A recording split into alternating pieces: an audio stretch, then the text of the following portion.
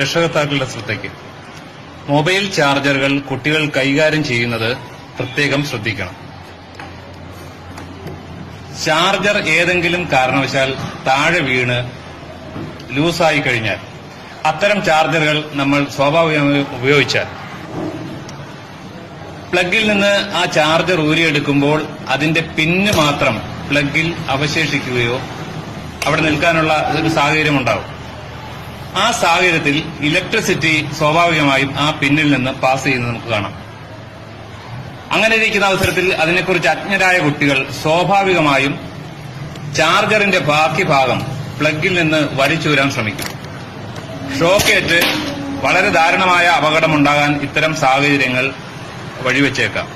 അതുകൊണ്ട് ചാർജറുകൾ കൈകാര്യം ചെയ്യുമ്പോൾ, അത് പ്രത്യേകിച്ച് കുട്ടികൾ കൈകാര്യം ചെയ്യുമ്പോൾ വളരെയധികം ശ്രദ്ധിക്കണം. അവരെ കൊണ്ട് അത് കൈകാര്യം ചെയ്യിക്കാതിരിക്കുന്നതായിരിക്കും ഏറ്റവും നല്ല മാർഗം, അല്ലെങ്കിൽ ഏറ്റവും സുരക്ഷിതമായ മാർഗം.